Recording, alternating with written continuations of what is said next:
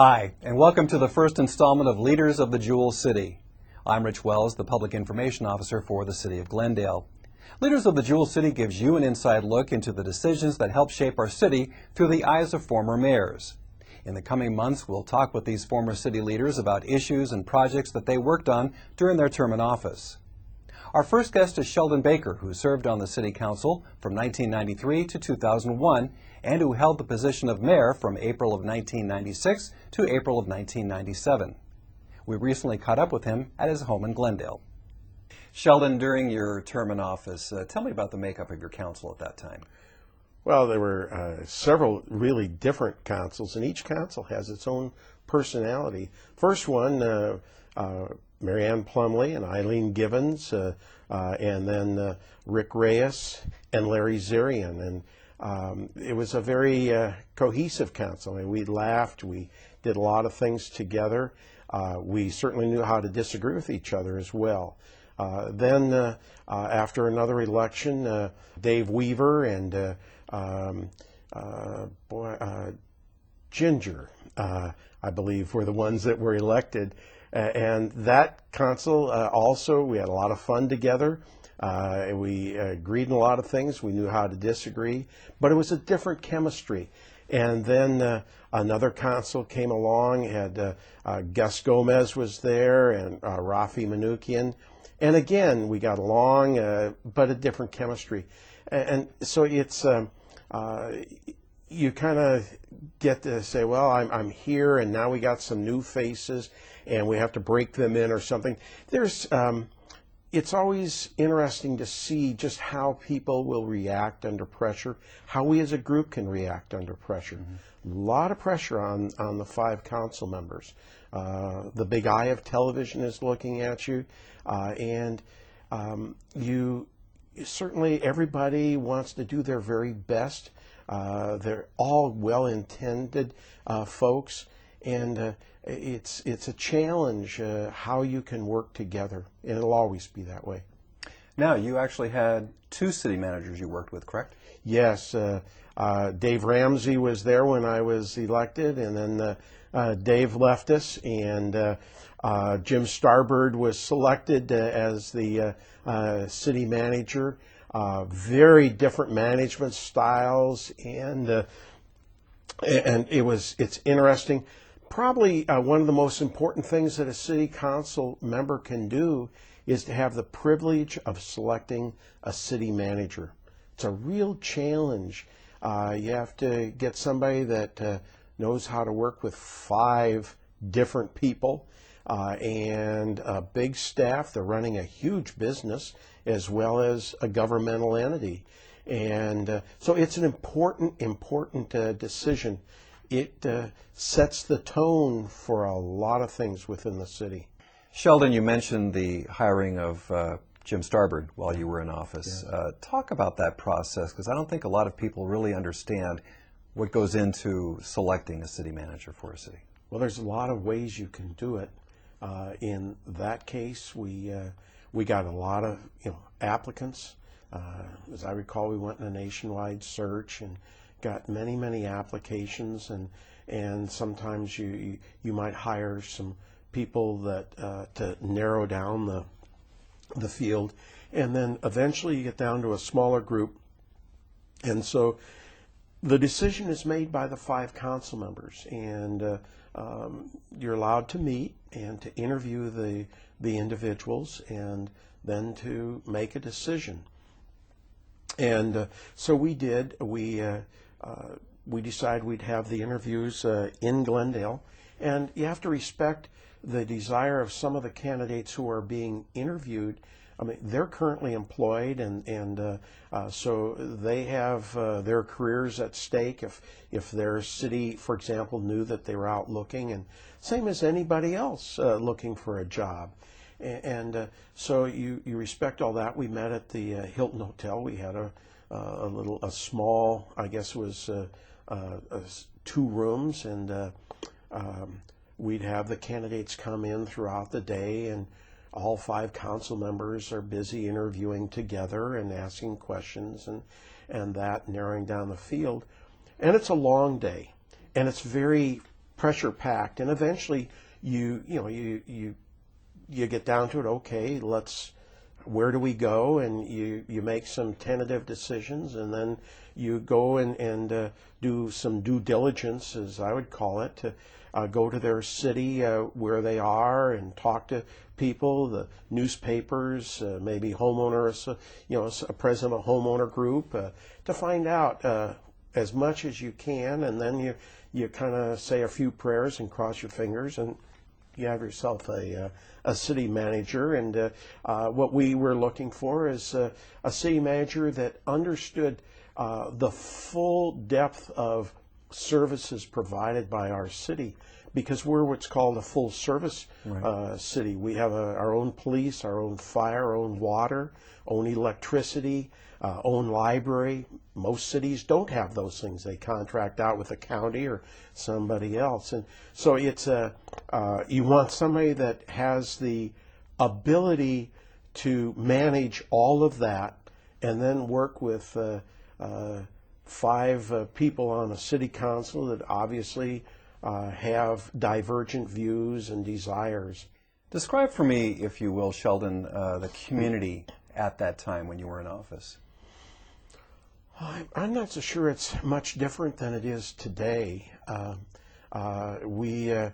I think when I was in office, that's really when we realized that there was no one ethnicity that was a majority of the population, but it had been going in that direction, and so it was a challenge. How do you a challenge for everybody, a challenge for those that lived here all their lives, and saying, well, it's not the same community. Well, it never is the same community.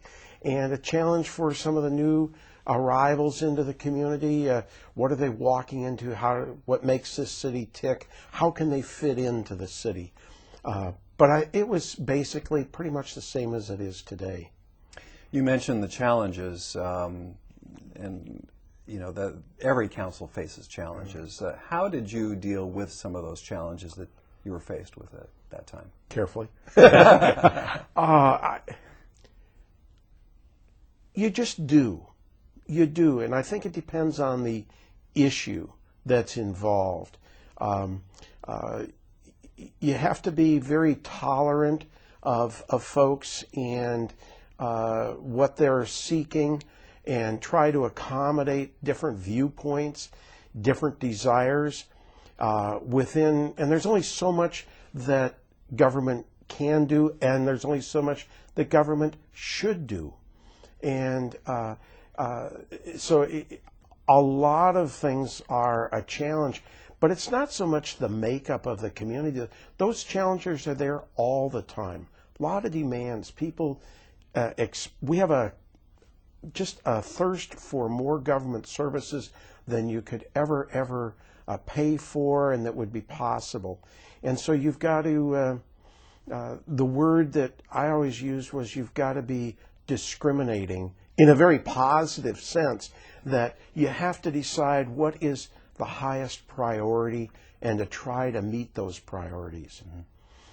Sheldon, there are challenges, and then there are what you might call difficult decisions. Yeah. Can you talk about some of those difficult decisions you had to make while you were in office?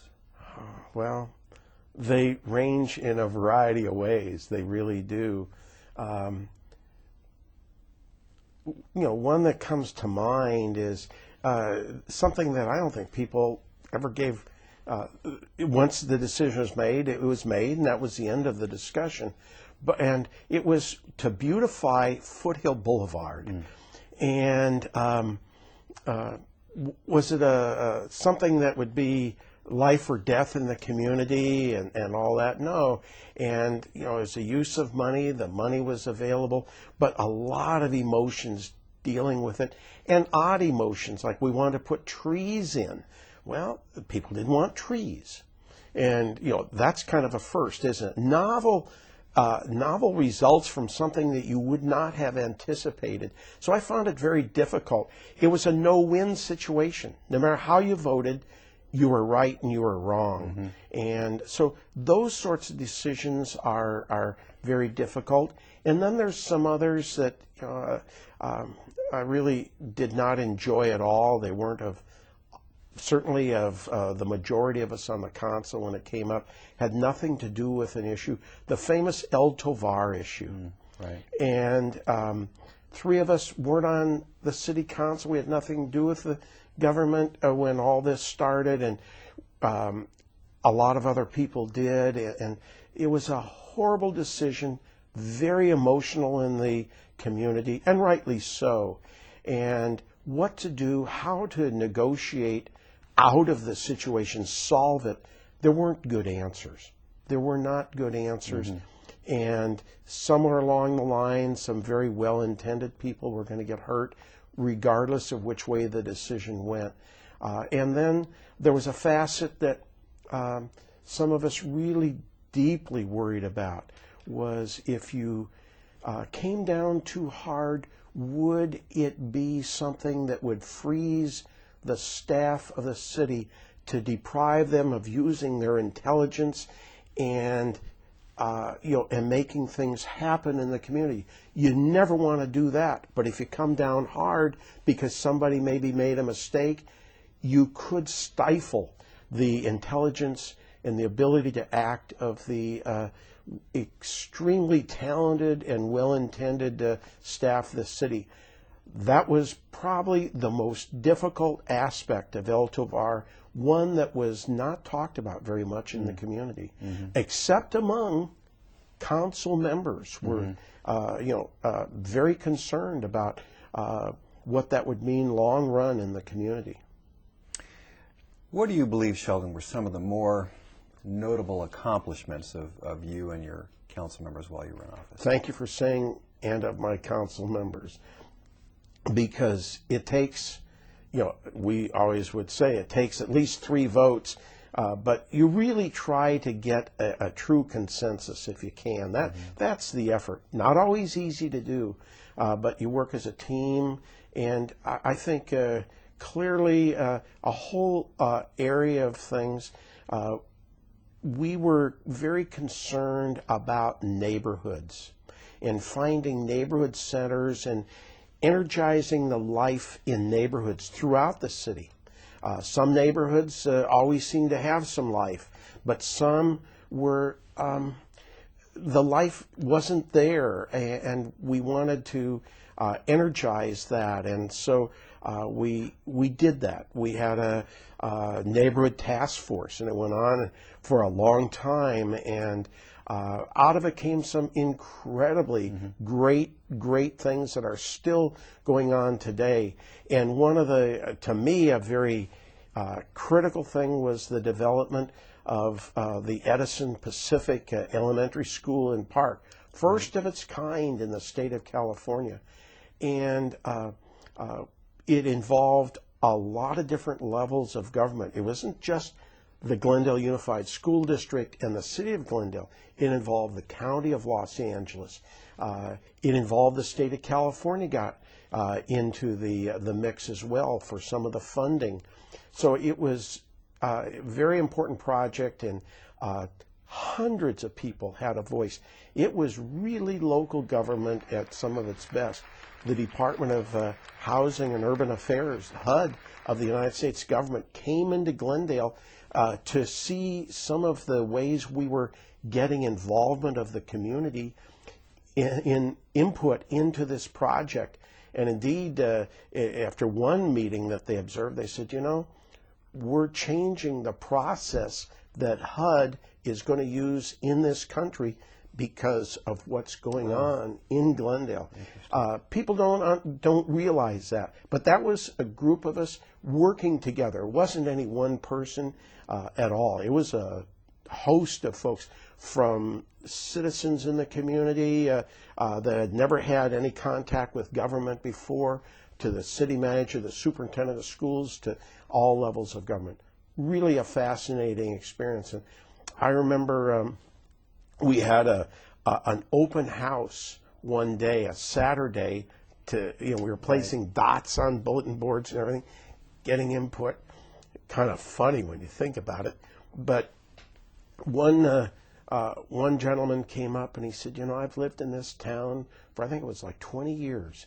And this is the first time I've ever been involved where I can express myself and I'm really being listened to.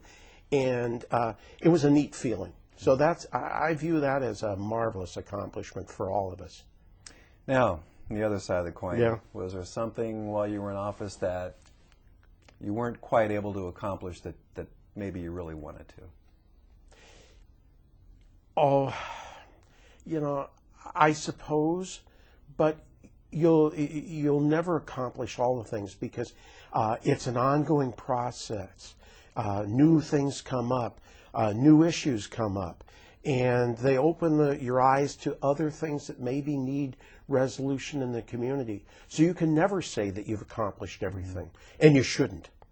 There's enough work to last us for a lot of generations to come. Sheldon, if you had to do it all over again, is there anything that you might change?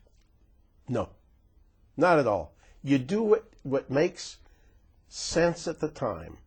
And if you made a mistake or it needs some changes, admit it, and get on with it. But no, would I do it all over again?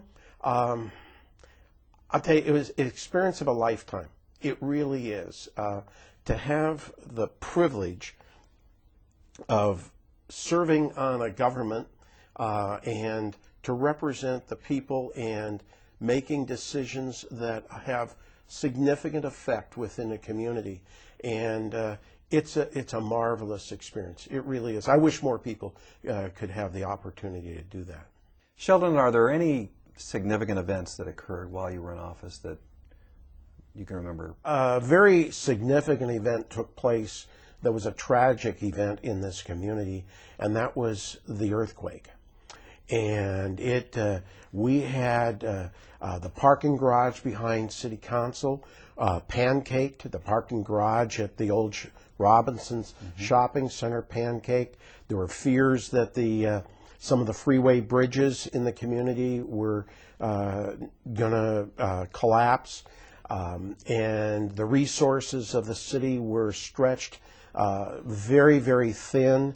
The emergency room and the basement of City Hall was put to full maximum use. But there were a lot of things that take place that when the parking garage behind City Hall collapsed, that's where the police cars were maintained. And so the issue is, how do you get the police cars rolling again? How do they get out of that garage? How do you put cops on the street? Do we have emergency shelter and food and that? So those events are, you realize what is really important about government at the local level. How it is, all the things that you can criticize and find fault with, but you suddenly realize, did we put enough in the budget to handle these emergencies? Mm-hmm. Are we really prepared? And that's a fundamental job of local government to handle.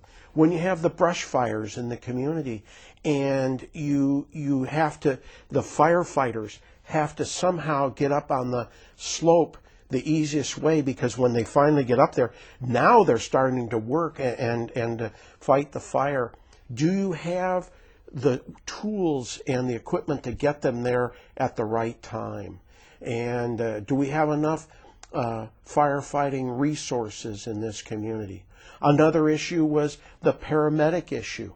We had it had been privatized, and there was a concern, and that company was doing great, but we realized we could do a better job by having paramedics in the fire department, because the firehouses were scattered throughout the community, and we could do a better job to reach the people when in the critical seconds that were necessary. And again, a decision that was controversial at the time, and one that you look at and you say, hey, what is in the best interests of this community?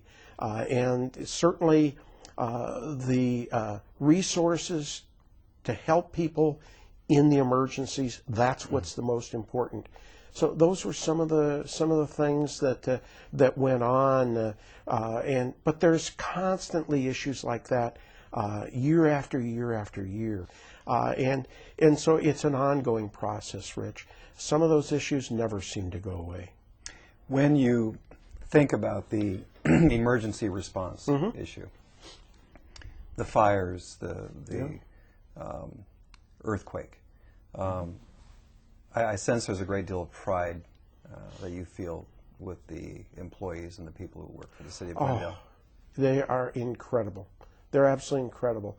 When you go down to the when the emergency room is in full force, but it's not just the employees of the city, it's citizens. All of a sudden, the ham radio operators are there, and you realize, whoa, that's an important thing, isn't it?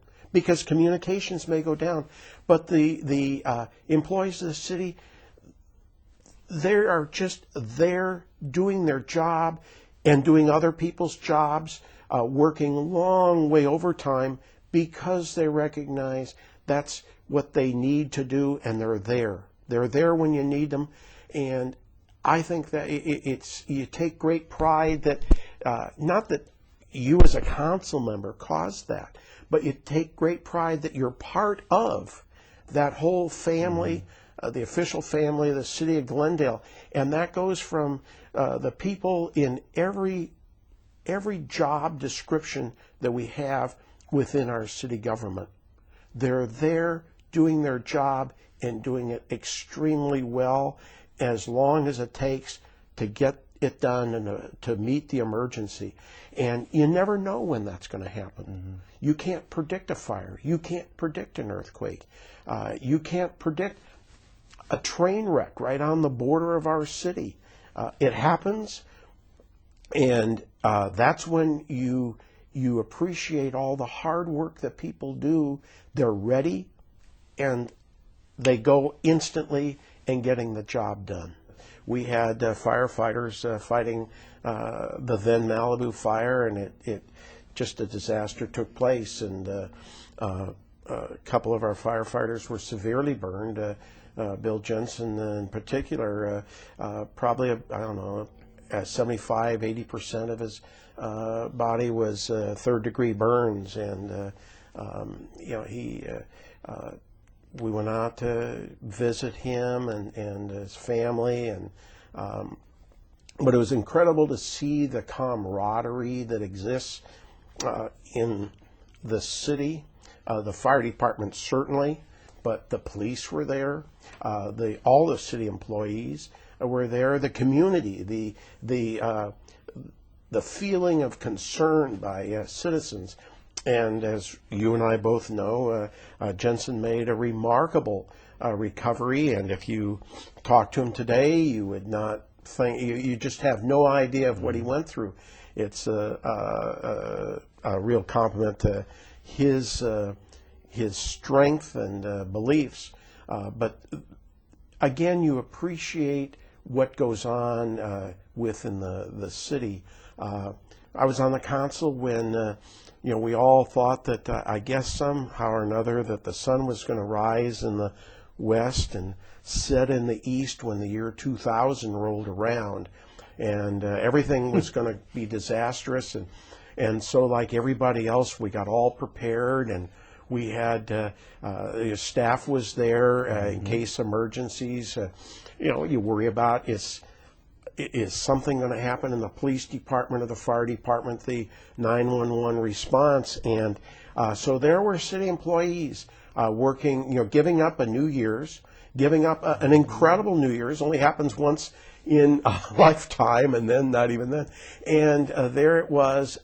They were working on behalf of the city, and it was, we probably had more fun going through the night, serving, I think Marilyn was serving apple pie with the city manager to some employees. It was a kick in the pants. But again, you get a deep respect for the loyalty for all those that were involved. There were a lot of volunteers as well from the community. That's one of the great things about Glendale is volunteers. And we would be probably broke in a city if we didn't have the volunteers that we have doing things within the community, from volunteers in the police department. The public doesn't know the difference between a volunteer and a sworn officer. Those volunteers are in there driving the black and whites, doing the things, risking their lives, but paid $1 a year. To volunteers at the library, volunteers in the parks throughout the city. It's a neat thing. We couldn't pay for all the benefits we get. Now, among all the hard work and all the difficulty, there are those lighter moments. Let's talk about maybe what was one of the more humorous moments you remember. Well, it wasn't so humorous at the time. The Rose Bowl was the site of the finals for the World Cup in soccer, and we wanted to do something, and so we decided we would set a Guinness record, world record, for the longest soccer kick ever in history. And it kind of caught on. And so we decided we'd kick a soccer ball all around the community. And, they were closing roads and everything else. People were lined up to participate. And, of course, the 5 city council members, being great of everything, we decided we would kick off this event, and we would do it in Kenneth Road Village. And so they got 5 soccer balls and the TV cameras and the news people and everything. And there we were, 5 of us wearing a soccer kind of a T-shirt and everything. And we were going to kick the ball off. And within 5 feet, the first council member did a head over heels and just fell to the ground. And so now we had 4 council members. Well, by the end of the event, there was, let's see, I think there was a broken elbow of one council member. Another had to go to the hospital because smashed up her face a little bit. I think Larry Zarian may have been the only council member. Leave it to Larry. I don't think he was kicking, to be honest with you. I think he was laying back, to get the glory. But but in any event, 4 of us went down, and I think the staff of the city said that while they enjoyed the spectacle, it was prohibited to ever again have council members kick a soccer ball. That was, it was a great event, and I think the public and certainly staff got a lot of kicks out of seeing the council members totally embarrass themselves. So it's a funny event, and we still laugh about it. Oh, I heard stories. It must have been hilarious. It was a lot of fun. So that's clearly number 1. That would get the Academy Awards and the Oscars for the most spontaneous effort to make fools of yourself. Well, Sheldon, I know you've remained very active in the community. Talk a little bit about what you're doing these days. Oh, gosh. Marilyn and I have lived in Glendale all our lives, virtually, and we were raised here, went to the schools here, and our kids the same thing. And so we believe that you need to stay active in the community. It's a great city. I serve on the board of directors of Glendale Memorial Hospital. Glendale is blessed with 3 incredible hospitals. We're very fortunate to have that within the city limits, and some others just outside the city. So that's I am very involved helping on the foundation of the hospital and the board of directors of the hospital. Salvation Army, one of the great organizations. There's many great organizations, but I've chaired the Salvation Army board, and that's a real challenge to meet the needs that can never be fully met in a community. Those are 2, and then I still am involved with Boy Scouts and other organizations in the community. Keeping very active. You have to. It's good for you. And I still have my law practice. Sheldon, what would you like to be remembered for?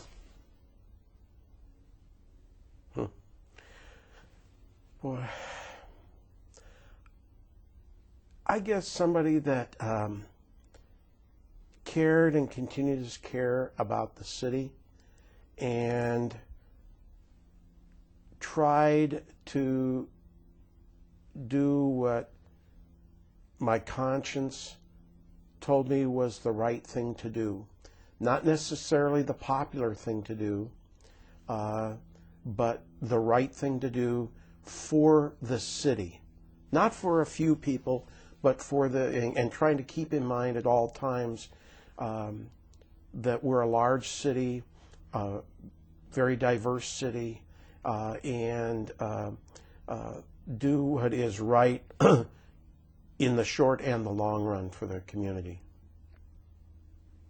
And that's what I'd like to be remembered for. I think that's probably what most people want to be remembered for, that they did the right thing at the right time. Well, I want to thank you for joining us today. This Thank has you. been a nice walk down memory lane. Yeah, I for was me. going to say, kind of a trip down memory lane, and it brings back a lot of memories, a lot of history. Rich, I served 24 years in this city, 8 on city council and 16 on the Glendale Unified and the Glendale Community College districts. Glendale is a great community, and I always, when I was the mayor, I was told by a lot of folks, you have a bully pulpit and use it. And so if I could be so brazen as to try to, one more time, to do that, I would say to the people in Glendale, get involved in your community, regardless of what it may be, whether it's your church, a service club, your neighborhood association, run for office, but be involved, because there is room for you, and this community needs the involvement of everyone. And your life will be far much richer and better for that involvement. We found, my family has found, that what you put in, you reap 100 times over in friends you meet, opportunities to serve and to help others, and that's really what it's about. And I appreciate the opportunity of saying that, and thanks again for talking with me. Well, and thank you for you and your lovely wife, Marilyn, hosting us today. Thank you very much. Thank you very much, Rick.